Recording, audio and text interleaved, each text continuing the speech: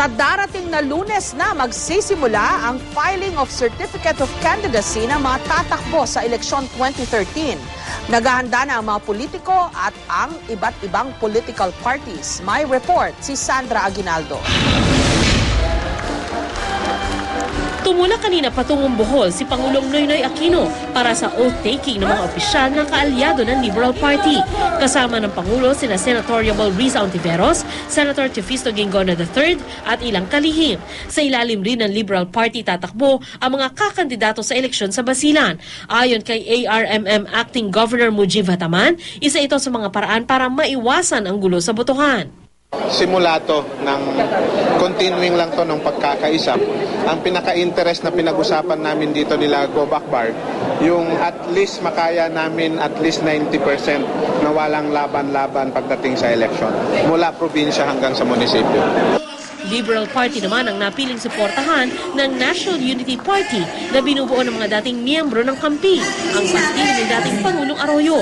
Wala kasing kandidato sa pagkasenador ang NUP, kaya pinili nilang suportahan na lang ang mga tatakbo mula sa administrasyon. Si Congressman J.V. Ejercito na kabilang sa United Nationalist Alliance, hiningi pa rin ang suporta ng NUP. Sabi ni Ejercito, sana raw may puwang pa rin sila para sa isang kaibigan. And I would say that the people from the National Unity Party work not because of politics, but because they want to serve their constituents. Sagot naman ng NUP, susuportahan lang nila ang sinumang susuportahan ng LP. Plano kasi ng grupo na makipagkoalisyon sa Liberal Party. You know, in the House, we are already in coalition with the LP, with the majority. As I said, there is ongoing negotiation, not only between LP and NUP, but with other parties. Kung pagbabasehan ang resulta ng pinakabagong Pulse Asia Survey para sa 2013 election, matunog ang pangalan ni San Juan Representative J.V. Ejercito, Congressman Jack Enrile, Sani Angara at Cynthia Villar.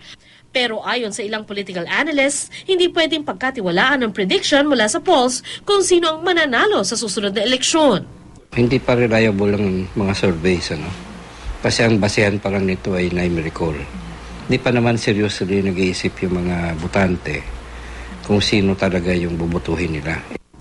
Marami sa mga lumutang na pangalan kabilang sa 12 senatorial slate ng unang party list. Ayon sa pinuno ng partido na si Vice President Jejo Marbinay, handa na sila para sa filing ng COC sa October 1. Sandra Aguinaldo, GMA News.